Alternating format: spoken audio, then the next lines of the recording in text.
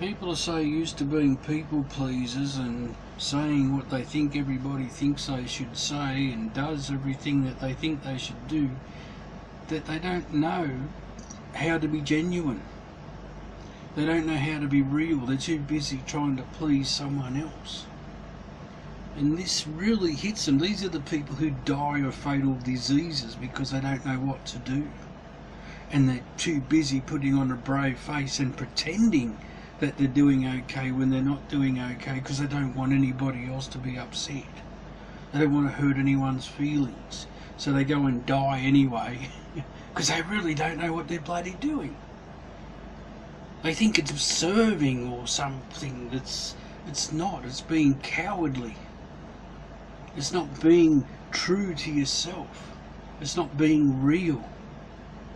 Then you go the other extreme and people are very cranky and blunt and straightforward, and I've been there and am there at times. So we go from those pretending to be nice to those who are trying to be genuine but are very prickly. And the problem that we have is both of them aren't focused in the union of harmony, of being genuine, connected to love, unconditional love within them, to the Spirit. And this is where it's all at. That last sentence there is what it's all about. Unless you're in harmony with the Spirit in love, you're dead. You're dead. You're disconnected. It's like you've got your mobile phone and you plug it in and it charges up. Well, when you're truly connected to the Spirit, it's plugged in all the time, so it never runs flat and is always fully charged, 100% all the time. That's what happens if your phone's plugged in all the time. It tops up as it needs to top up. As you put stuff out, it tops it back up. If you're disconnected, it runs flat. And this is what this life and death separate from the Spirit's all about. People are disconnected from the Spirit. They live their life and die. They only got so much life force, as it were. So the point is, you need to get in harmony with the Spirit, which is like Tesla's energy, where he was wirelessly charging things from the distance. Well, similarly, we're charging from the Spirit within all things, the omnipresence. And this is important because it's all about words, feelings, beliefs, and energy.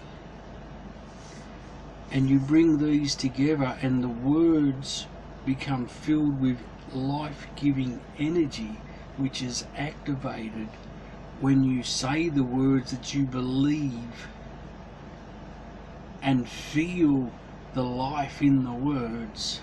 And these are the words of life, the living words. So we make a word come alive with life when we have a feeling.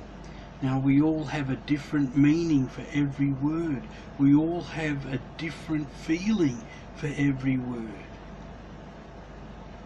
And this is where we need to get it together as far as working out that we're saying the same things with the right words, with the same meaning, so that we get the right feeling associated with that word. And you end up, when you speak words, they have living energy. And this is the concept of the power of the living word.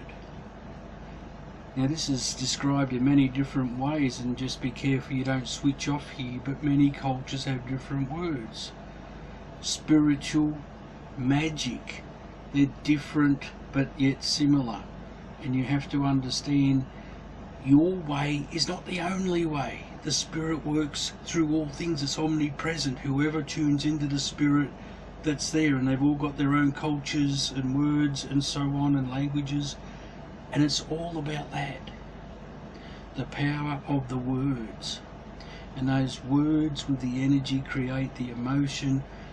And this is what people remember. See, this is the problem of trying to be right all the time. And I've been a very logical person trying to get the truth out there.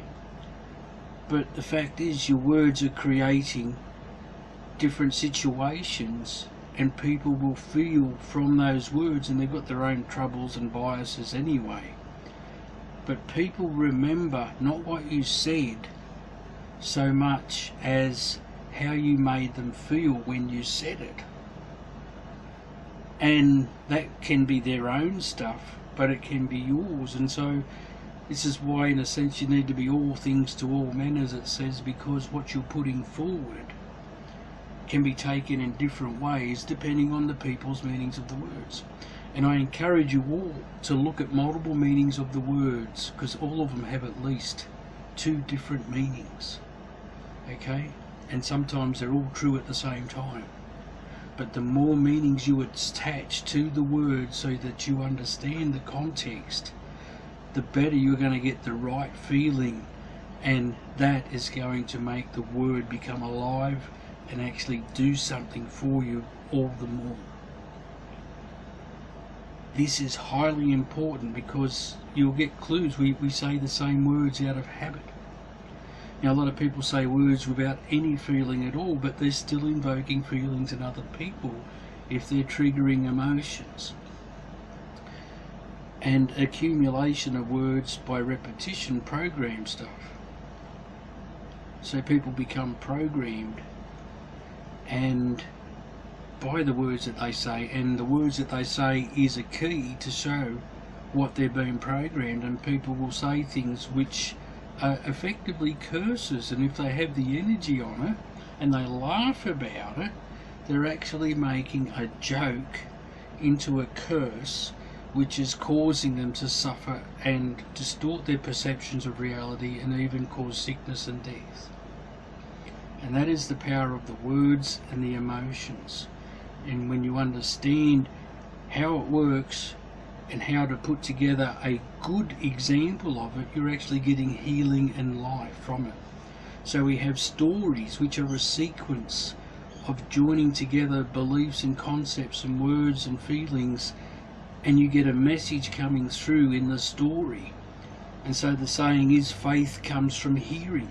Once you hear the story of what is possible, you are creating a neural pathway, which is a circuit, but it's also a program.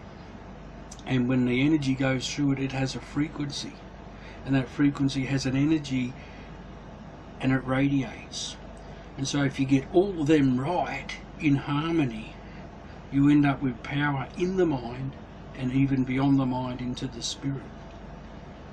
And so the dead shall walk the earth. Well, if people are just speaking words and they're just empty, they just tell people what they think they want to hear. It's all lies. It becomes lies. And lies are certainly not the living word, and they're going to be death. Mind you, you can also have lies which bring out a story which causes you to die. So there's the placebo effect and the nocebo effect. Both of them affect what the drug does, or if there is no drug. One believes that it's getting what it needs and heals, and the other believes that it's poison and it gets sick and dies. This is the concept of the power of belief, of the power of what we feel in our conviction, in our heart, in our spirit, with our mind as true, and that comes together as this energy, this feeling, this frequency which overflows. And this is where we need to tune in to the spirit once again. Love is harmony of a system. All the energy interacting with it in such a way that it overflows back upon itself and feeds itself, and that is eternal life energy circuit flow. And that's happening, that figure 8 that you see everywhere. That's the infinite energy that is all things in all directions.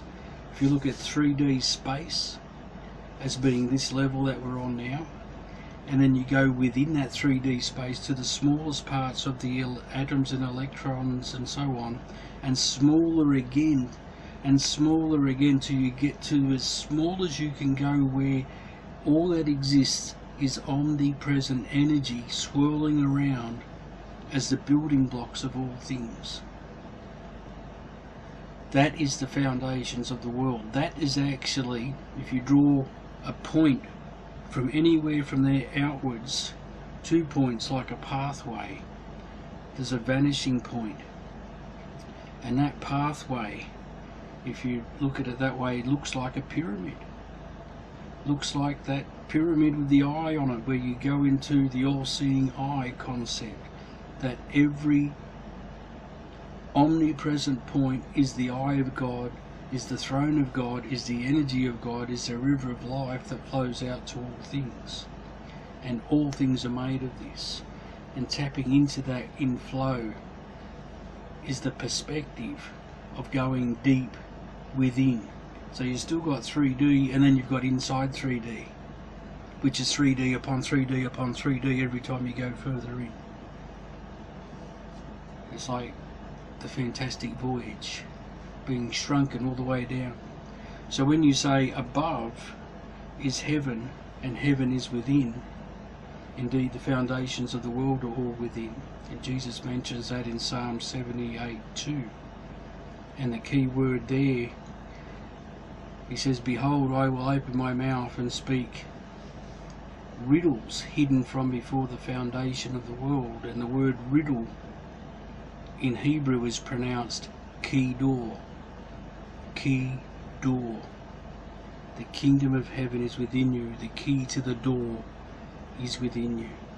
All of these keys are coming to me because I'm one who's looking at them without all the biases of tradition. So I'm looking at it with fresh eyes for the last 36 years, looking at patterns, not numerology, no preconceived teachings by anyone, just me, my logic, the intuition, and the spirit leading me as I was doing it, when I was doing it, and showing me things. And I've got a lot of stuff to overcome before I can see them sometimes, and certainly trying to talk to people about it only gets them attacking me, and I don't have the emotional stability to being attacked because of the PTSD and the Asperger's. So this is why I started the YouTube channel back in 2007, was so I could actually express myself without people interrupting me and getting me emotionally unbalanced off course.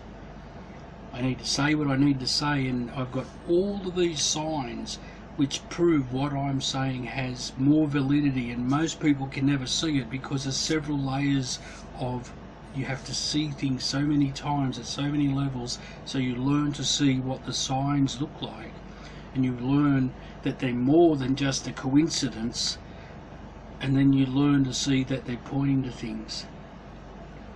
And I have these same prophecies come up over and over again, where key words are pointing to those key prophecies, and the prophecies which have been in my heart to put forward, and that was to do with the number of the beast warning, the mark of the beast warning, and how everything's going to fold together at the end and come together. And Revelation chapter 11, Revelation chapter 10, and Revelation chapter 13 and 14 are all part of this. And there's a lot to explain, and you need to look at it without religious eyes and without biases. This is like a science of spirituality, digging out the nuggets which are hidden within the corrupted mind control of even Holy Bible adds to 666. So it's all diabolically twisted as to be a big mind mess, so that nobody can explain it to you without everybody reacting in a way to spit the dummy out and say it's all crazy, or you're a blasphemer, or you're a heretic. All of that is going to be triggered. All of it. And that's the whole goddamn point of it all, from the diabolical mind control point of view. It is a prison of the mind to stop you from seeing. And all I say is stop your judgment, take it all in so that you can see it. So once you see what it is, you can then see that how yours has been corrupted. because until you see the perfect, you will not realize how messed up everything you've got stuck into is messing with you. And that's essentially it. The power of the words, the power of the feeling, and the power of having an open mind to see everything before you block it. Notice what your feeling is now. Are you in judgment? Are you in open-mindedness? Whatever you are feeling at any given point is feedback as to what state you are in and what is affecting you. And so become aware of what you're feeling, especially when you start with my videos, especially when you get a trigger, and realize that it's a trigger which is designed to make you either fear, get angry, upset, to try and stop you from getting through to see the real truth. Because I tell you this, it is a diabolical mind thing by things way more intelligent and experienced than any of us, and the only way out is by the guidance of the Spirit. And I have signs and wonders on my works to show you that I am here to lead you out of the darkness and into the light, so that you may become one in spirit with the truth and get back into our spiritual evolution, which is really going to be something big and wonderful coming soon. Thanks for listening.